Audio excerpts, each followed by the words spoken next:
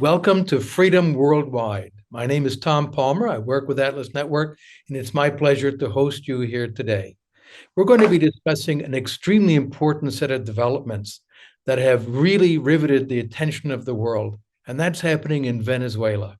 We'll be joined by some remarkably brave people who are making things happen for the restoration of democracy and a free society in that country.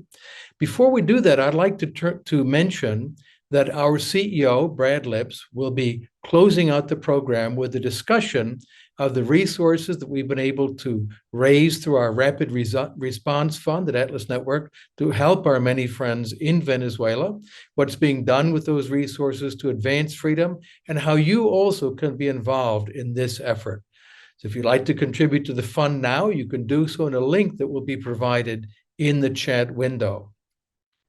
Now, to set the stage, because this affects Latin America, but Venezuela, but also all of Latin America, I'd like to turn it over to my longtime friend and colleague, Roberto Salinas Leon, who is a journalist and a political scientist based in Mexico. Roberto, over to you. Thank you, Tom. It's wonderful to be in this webinar. María Corina, hasta el final. It is absolutely wonderful to have you here, and also our dear friend, Pedro. You have brought so much hope for the cause of liberty, not just in Venezuela, but also in Latin America, and I would dare say throughout the world. Amid all the fear and trembling, amid the most blatant fraud ever committed in the history of Latin America, and we have a long history of electoral frauds, you still offer hope, credible hope for a bright future for Venezuela. That's been a remarkable message that has resonated not just among the poorer income thresholds in your own country, but throughout the region. We have seen how countries like Argentina, Uruguay, Costa Rica, Panama, and many others have joined in recognizing Edmundo González as the victor of the elections on the 28th of held on the 28th of July. And all of them recognize your role and your leadership in this regard. Against all odds, it was an overwhelming victory. We are disappointed about the lukewarm response on the part of Colombia and Venezuela, but we still hold hope that they will be able to join other countries in denouncing the fraud and in advocating for a peaceful transition of power to the legitimately elected leader Edmundo González. I personally, coming from Mexico, am absolutely, I think it's disgraceful the way that López Obrador has said that he's going to await the results of the CNE concerning the final electoral results. Obviously, you will share some news about this. But overall, as I was talking with my friend and colleague, Guillermo Peña, just a few days ago about this, we see an inflection point on the Foro de Sao Paulo. We love the fact that Boric in Chile actively denounced and characterized Maduro as a tyrant. This is not about left versus right. This is not a Cold War. This is about liberal democracy versus outright tyrannical dictatorship. And that's the fight that you symbolize today, Maria Corina, and that's what gives us hope for a brighter future for liberty, not just in Venezuela, and the great country of Venezuela, but throughout the world. It is really a pleasure to have you here. I think the 17th of this month, next Saturday, is an absolutely key point, because that's where we will see the popular response on the part of the Venezuelan people and all those millions of Venezuelans living all throughout the world. I will be joining in Mexico the demonstrations on behalf of Edmundo, on behalf of your leadership, on behalf of what your incredibly brave team. Let me end by saying, as I did at the Latin America Liberty Forum, you are the most courageous person in Latin America, and we're here to support you. Hasta el final, María Corina. Hasta el final. Thank you, Tom. Well, Maria, as with that introduction, I think people now have a sense of your mettle. There's a reason you're known as the Iron Lady of Latin America for what you've achieved. But I'd like to pose a simple question for our global audience. Explain to us what happened on July 28th. Thank you so much, Tom. Thank you, Brad. Your message to me a couple of days ago, went really deep and is a great encouragement. And Roberto, you are a long time good friend and member of this cause, for Pedro, who is here with me, and he's under protection at the Embassy of Argentina, and for all our team there. It is an honor to be here among friends that have been close to the Venezuelan people for over 25 years so far. And this is a long journey that has produced great harm, but at the same time has made that the best of us emerge. And that's what happened on July 28th. What we've seen during these last years, and I would say the last months, is simply extraordinary. We've seen this process as a process with 6 stages, and we've come so far succeeding until the 4th. The first one was we needed to get our country on our feet back again, trusting each other. And we managed to build a social movement that demolished the barriers the regime had put among us, barriers that seek to divide us among, rich and poor and black and white, or left and right. And we managed to unite around common values: human dignity, freedom, justice, the family. I mean, the how we long to have our children back home. This is something so powerful that brought together the base of Venezuelan society. And we're successful in that. That was the first stage.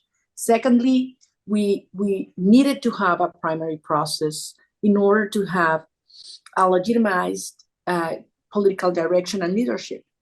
And we overcame every single obstacle, and that's how we got there on October 22nd. And I got support from over 90% of the population that participated. Thirdly, we needed to have the election take place. We needed a date and we needed a candidate. All the obstacles we had in the way, they banned me from participating. We found an extraordinary man who is Edmundo Gonzalez, who had the courage to take this responsibility. And actually the election happened, which was in itself a miracle for many. And the 4th stage was, after dozens of sham elections, we needed to have the proof of our victory. And that's what happened on not only July 28th, but also July 29th. We've been preparing for over a year. We've been analyzing everything they've done in electoral engineering, how they move people from one place to another, how they created new polling stations and divided others, all kind of arbitrary decisions that we analyzed them because they had a reason. And at the same time, we started creating a network of citizens that were fully committed, inspired, trained, and communicated. And we did that without resources. We had no money, we had no media, we had no support. It was all done with volunteers and, of course, with the intelligence and the talent of thousands. And it ended up being over 1 million Venezuelans that had specific tasks that day, here and abroad. I mean, we have the best engineers, technicians, software operators, everything you imagine we have needed, and it was all done with volunteers, and we made it. Our goal was to have 600,000 people in La Plataforma 600K. That was our platform to monitor and defend vote. That meant that we would have people in every single polling center and polling station. Not only what we call our witnesses, which are, credited, they get authority to get in and to actually be present during the whole process, but they have a right to a official tally sheet. But also we managed to have people, communities organized around the polling station, so that our members wouldn't be left alone or in fear or insecure. And they brought food, water, coffee. They made it feel that they were not alone. And actually, when in many centers, 1,300 in the morning, they were pushed out. It was the community who pressed so that they would go back in. We had systems along the day through an app in which we were monitoring every single center, and we knew what was going on, if there were arbitrary actions, if there was violence. And at the end of the day, starting at 6 p.m., the process ends. And if there are no more people in line, you can start actually counting the votes and printing the tally sheets. And at that moment, that was a critical moment in which, through our app, we could capture the QR code that comes in every single tally sheets and make them unique. And we started receiving the results, and what we watched was impressive. I mean, it started with 30, the margin of victory of Edmundo, which matched the two exit polls, independent exit polls that had been working throughout the day, and 4 independent quick counts that we had designed as well. So that night, the regime suddenly announced, using, with a napkin, literally, that Maduro had won. And we knew it was false, but we didn't have enough tally sheets at that point to know that we had enough votes already counted in our possession to clearly call for Edmundo's victory, even though what we had received so far, I insist, it was a 70-30 margin of victory. Next day, exactly 24 hours later, we crossed that threshold, which we were longing to reach, in which we had enough tally sheets already, not only counted through the QR, but physically we managed to organize them in different centers around the country. They were digitalized, and we put them in a web page so that everybody could see their tally sheet and everybody else's. So this was something absolutely unique, the way the citizens organized. They were under huge risk and danger. They were able to collect all these original official tally sheets. We digitalized them, and the whole world could scrutinize them. Since then, several scholars, universities, institutions have analyzed it, and they all have concluded that it's authentic, that Edmundo González won. Among them is the Carthage Center, and yesterday it was made public by the Secretary General of the United Nations, the preliminary report of the expert panel. So the world knows what happened. That's the truth. The people of Venezuela spoke loudly. We made an extraordinary, and I'm very proud of what our people did, exercise of citizenship and organization. And now we need to move ahead into the 5th stage, which is have this result be accepted by the regime, and Maduro understand that his best option is a negotiation in which we can move ahead in a transition. The wave of terror that the regime has unleashed has been brutal. There are over 1,300 people detained, over 120 are minors, 24 people have been killed, 44 forced people that have disappeared by force, and hundreds of our team members are in hiding right now because of threats that the regime will put them in prison. But we are committed to move ahead. We've never been so united. This is the moment in which the democratic forces are stronger than ever, and the regime is weaker than ever. They lost completely any legitimacy, and the only support they have is from a group of top ranks militaries and the use of violence, and that's not sustainable. So we need the international community to keep speaking out louder. We need more and more support for popular sovereignty. Let's turn to that in a moment, what we can do. Let me Sure. just pose a question. First off, you've demonstrated something astonishing. Bravery is not enough. Bravery you have, and the Venezuelan people have bravery. But to win, you had to be smart, strategic, focused. And this is an astonishing achievement to get the irrefutable proof, the proof that the regime lost in the election. This is an enormous accomplishment. And as you point out, there's going to be need for more bravery in future, in the coming days and weeks as well. Let me ask then a question.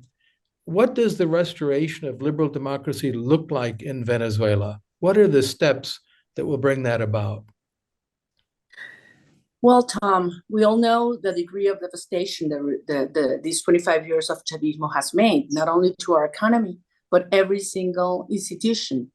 There's no justice, no independence of power, no rule of law. And we have to do all of that simultaneously. I mean, we have to take care of the humanitarian crisis, but at the same time, we have to take care of security and sovereignty crisis. And at the same time, we need to put order in our economy. It's going to be a very, complex transition process.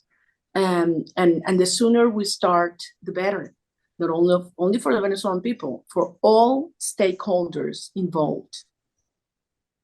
Well, what was remarkable that we've witnessed it, and you warned us about so many times. You've been such an active participant in Atlas Network programs and conferences over the years. The collapse, the implosion of this so-called socialism of the 21st century, which meant theft, confiscation, destruction, basic devastation of the economic infrastructure of the country, and 8 million people fleeing from Venezuela, an astonishing emptying out of the country's population and its productive resources. Where do you see, or how do you see an economic recovery to bounce back from this series of hammer blows from Chavismo? Well, as I say, everything has to start by recognizing the results of July 28th and moving ahead in a negotiated transition. I mean, Maduro has to understand it is his best option, and hopefully we can do this peacefully and fast. Venezuela has the potential to turn into the energy hub of the Americas in a very short term. In a world where nearshoring and is growing, the potential we offered for not only the Western Hemisphere is huge. Turning what is today the hub of the criminal activities of the world, and the migration crisis that has been evolving. As you mentioned, Venezuela today is the biggest migration crisis in the world, bigger than Ukraine and Syria. And believe me, if Maduro holds in power for another period of months by force and violence, we will be seeing probably the biggest migration wave ever. I'm talking about 3, 4, even 5 million people, many of whom will end up in the south border of the United States. So this is an issue that concerns everyone. And on the contrary, if we stop this, not only the flow will immediately stop, but we will have many of those who have gone come back, knowing that there's huge effort that we'll have to do to bring this country back on our feet, and strong democratic institutions, open market, investments, and so on. But we know what we need to do.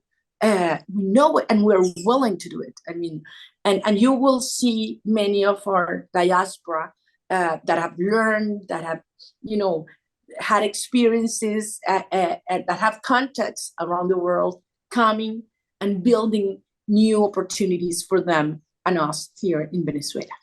Do you see this as giving hope to people in other countries that are suffering from these autocracies to demonstrate you can do it? I'm thinking about Russia, I'm thinking about Cuba. Yes, yes. And Nicaragua. Iran. Yeah. Nicaragua, yes. Yeah, absolutely. Absolutely. Because Pedro and I were talking about this yesterday. I mean, you can't imagine countless times when people have told us it is impossible. You won't be able to do it. I mean, you're not going to be able to put Venezuela, believing once again. You won't be able to have the primaries. They would never let you run. You will never win. You will never have an election. You cannot prove a fraud, and it's been like all the time swimming against the tide,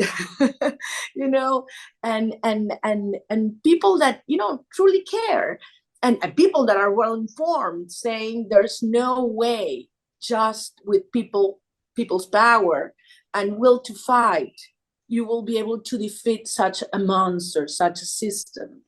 And look where we are. So, we are not naive. We know precisely the nature of this regime, but we trust the will of the people. And I think we've got a lesson. All of us received a lesson from Venezuelan society. And I feel very proud to be Venezuelan at this moment. Well earned. Let me ask a question then. My colleague Brad will talk about how we can help our friends in Venezuela. But I'd like to ask you, speaking to not what ought to be done, what this government or that government should do, but what citizens around the world could do to advance your cause. So if it's a citizen in Brazil or United States or Germany, where people from so many countries watching, what can an individual do to be helpful to the cause of freedom and democracy in Venezuela? Well, thank you so much for this, Tom. And Roberto also mentioned it before. I mean, this is an issue that goes beyond our border. Certainly all of those that care for freedom, democracy, human rights, for ethical reasons are all, committed to act.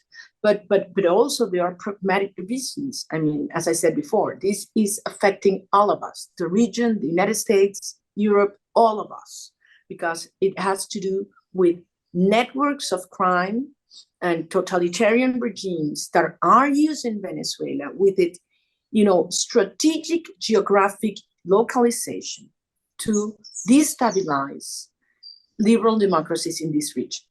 So, and one of the ways to do it is through migration, but that there are many other dynamics going on.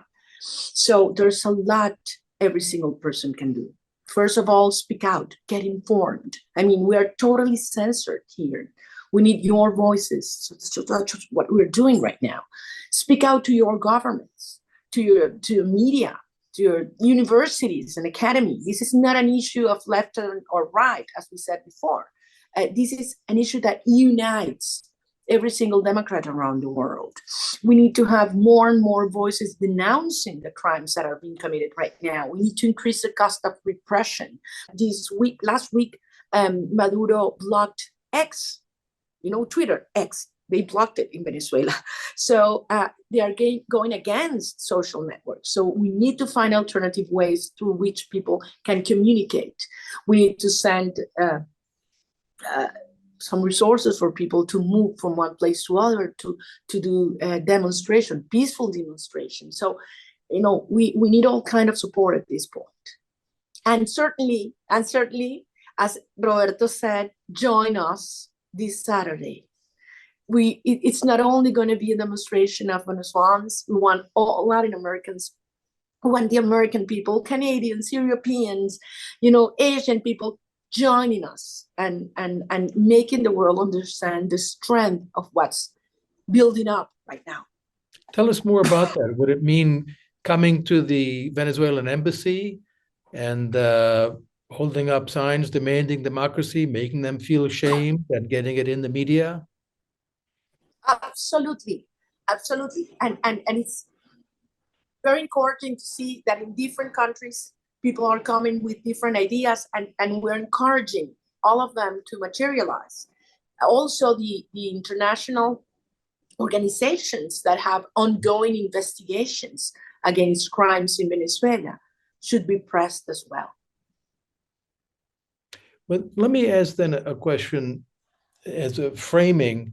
Sometimes regimes get in democratically, although, of course, Chavez first tried a military coup and failed and was imprisoned and then pardoned, and then effectively used the electoral mechanism to undermine and to shatter and destroy the Constitution. So they felt they were immune, they could never be removed. This is how these autocrats get into power.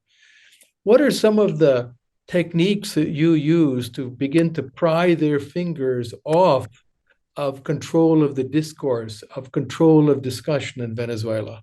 This would be very useful to other people in other countries as well. Yes, yes. That's super interesting, and I think this is something we ourselves need to reflect and analyze, because some things were planned, but other were spontaneous. And I would say that we found a common ground in which every single Venezuelan, regardless of how close they were to the regime, could touch each other and could empathize each other. And in our case, and because of the huge migration, it was having our families back together, bringing our kids back home. It turned to be something that dismantled any barrier. And when I spoke, and I remember, I've been banned from leaving Venezuela for over 10 years. I cannot get in a plane. Commercial airlines, private commercial airlines are told that if they sell me a ticket and a flight, they would lose their license. So I've been traveling around Venezuela with my own car for 7 years. So I have a chance to speak with policemen, military, people that work for the state in different, and every time I ask them, do you have a loved one abroad, far from you? Immediately they started crying. And at the end, they said, you prefer me, you are the opportunity I have to bring my kids back home. And you hear grandparents telling me, I've only known my grandchildren via WhatsApp chat. So this is my last chance to meet them before I die. And brothers and sisters that are separated, and they call them and they put them in the chat for me to see them and tell them, look, we're working to bring you back home. So we started, I think, penetrating the hearts and the souls of Venezuelan people. And that's very powerful, because at the end, as a woman told me in Los Andes a year ago, she told me, because I was telling her not to be afraid of the threats that they would take away the boxes of food and so on. She said, what else can they take away from me? They took my children. So when you reach that point, Tom, I mean, this is very solid. This is very strong. And this goes beyond a political struggle. This has turned into an existential one and a spiritual one. We have a lot of questions lined up here. So let me pose one here. Pedro from Guatemala is asking for some insights. How can other countries prevent the use of democratic means to secure power indefinitely? So that's the question that we were just talking about a moment ago. What can you do to stop that from happening in your country? Yes. Look, we at some point we used to say, we're not Cuba, that's not going to happen to us. So the first thing is, freedom and democracy are fragile, and actually you have to permanently take care of them. And the best way to do that is to have an active citizenship. And I think we made a huge mistake, my generation. we used to say that the last thing you would do is get involved in politics. That would mean make compromises in your values. Big mistake, big mistake. You have to have the best civil servants, well prepared, honest, and with accountability. So we need to have strong society, watching permanently so that they don't follow this track. And I hope Venezuelan experience can be, useful. Here's a question from Cesar, who asks, what do you want the Venezuelan diaspora? What role do you want them to play in the democratic transition process? These 8 million people who had to flee their country. Well, I think it's been huge so far, Cesar. Right now, we need our diaspora more than ever in this phase we're moving ahead right now. Lots of pressure, lots of speaking out, a lot of participation. They give us moral support. Knowing that we're not alone. It's very important for those that are here in Venezuela. And during the transition, I think, as I said before, there's so much knowledge and context. And as I say, we will need many of them to come back. Doctors, nurses, lawyers, engineers, entrepreneurs.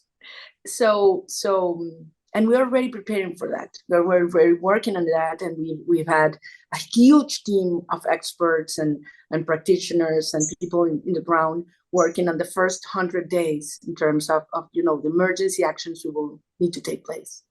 Before we turn to Pedro a little bit, I'd like to ask a delicate question, because it's reported in the news a lot that there's some possibly negotiations or conversations between a variety of governments with Maduro and his clique about guaranteeing immunity if he were to step down. Is there anything you could comment on that, on those discussions? Well, there's a wide variety of options that can be discussed in a negotiation for different people in different circumstances. But I think that the moment to do that is once the negotiation starts. Yes, understood.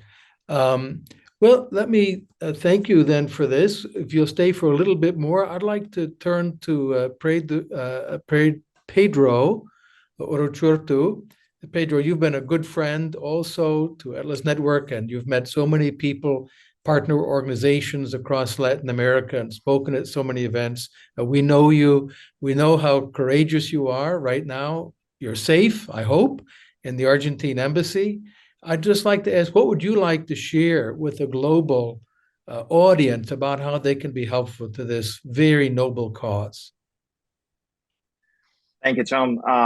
Well, it's a pleasure to be here. I just want to say a few words to thank Atlas Network, Roberto, Brad, and you, Tom, for your tireless support and for always having an idea and an initiative to support those who fight for democracy and freedom, not only in Venezuela, but also in authoritarian contexts, and in particular, of course, right now in Venezuela. So in our case, as you know, and as a part of the core team of the campaign, me and other 5 colleagues have been under protection in the Argentinian embassy in Caracas for almost 5 months. And despite that, I have to say that we remain strong and continue to fight, because we understand the purpose of this struggle for liberty, and we know that this is until the end, and we are doing that. So I think there is much we can do in this moment while censorship is being imposed in Venezuela, and María Corina just mentioned that. We must raise our voices. We need to denounce human rights violations and let the world know how people are being repressed for defending truth and the popular will. And additionally, I think we should emphasize the victory of Edmundo González, the role he's playing alongside with María Corina as the leader in this process. We need to understand that we have built an impressive movement for electoral integrity and transparency, and that's huge.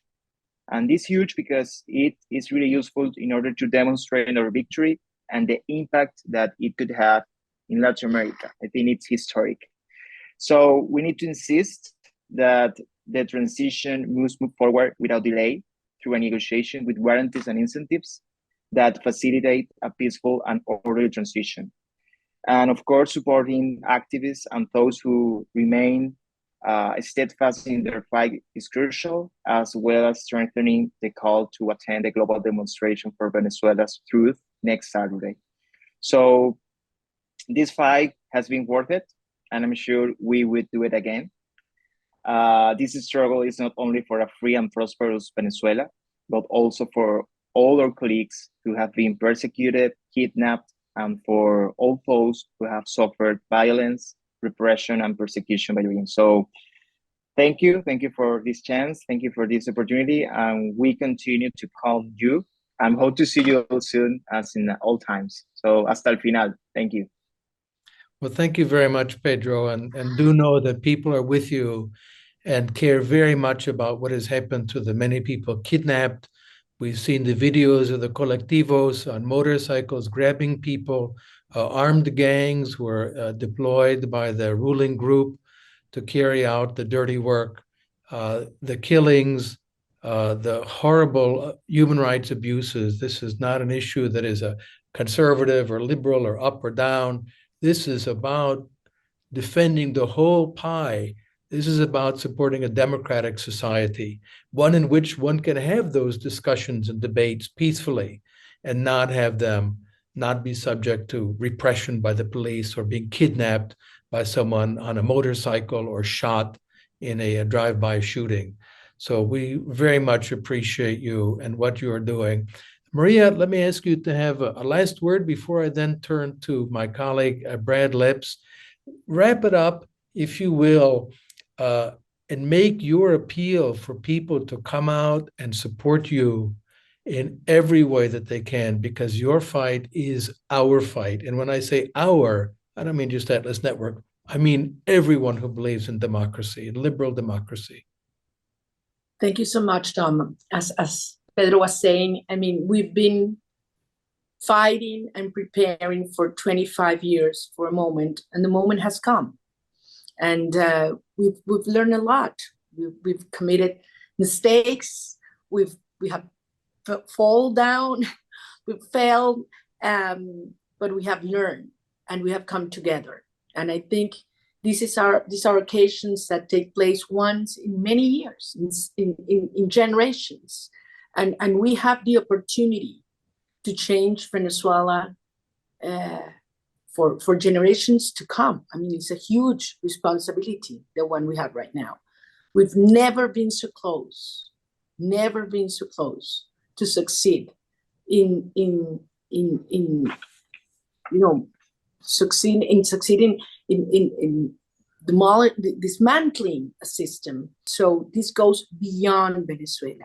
Certainly, what we do will have an immediate impact in the lives of millions, but of Venezuelans here and abroad. But this is today the most important conflict to solve in terms of the security of the Western Hemisphere. We have done everything in our hands, and we're willing to keep on doing it. We will never surrender, and we will prevail. And today, more than ever, we need you, the Friends of Freedom, with us on our side. Thank you very much, Maria. And your stands for liberal democracy and the rule of law as the foundational principle for everybody. Again, whether you're on the left or the right, up or down, it's what makes it possible for us to have a democratic society, to debate, to discuss, and resolve these issues. And we stand in awe of you, Pedro, and literally millions of people in Venezuela who have stood up for those fundamental bedrock values. I'd like to turn it over to my colleague, Brad Lips, to talk about what Atlas Network has been doing to help our friends in Venezuela, our other partners throughout Latin America, how they're stepping up, and how viewers of this podcast or videocast can also be a part of this important struggle. Brad. Yeah, thanks so much, Tom. It's a real privilege to follow on a real inspiring near hour that we've spent with Maria and Pedro now. with their message of hope and their demonstration of resolve, the kind of resolve that we've seen over now a quarter century of working against these violations of the rule of law, violations of individual liberty that have taken Venezuela so far in the wrong direction, and how exciting it is to be working now with our global community committed to free society principles. We're going to be acting with urgency where appropriate. We also want to be there for the long term for the freedom movement in Venezuela, because the challenges will continue. And it's exciting that the opportunities now look brighter than they have at any time in the recent past.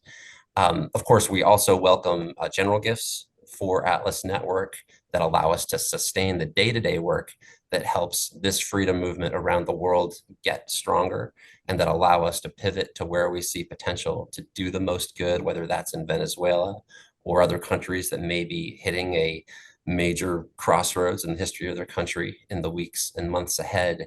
So we're going to add a second link for gifts of this type. You've seen in recent years how this partner network that we've nurtured around the world can play a big role when history calls. Tom's in Ukraine today, and of course we're so privileged to be working with inspiring partners in Venezuela.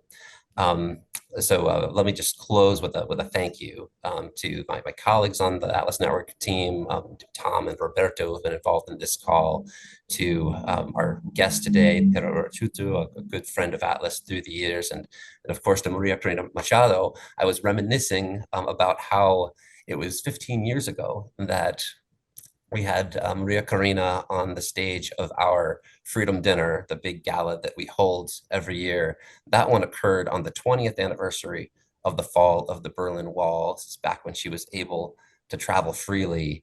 And it was clear then that she was someone special. And it's just been awe-inspiring to see what you've achieved, Maria, as a leader, and working alongside so many others who are putting themselves at risk so Venezuela may again be free. So we'll close out the program here, but of course our work to create a freer Venezuela, a freer world will continue. And thank you to all of you who are a part of that. Thank you very much. Gracias, María Corina. Hasta el final. Gracias, Roberto. Gracias, hasta el final. Thank you, Brad. Gracias. Gracias.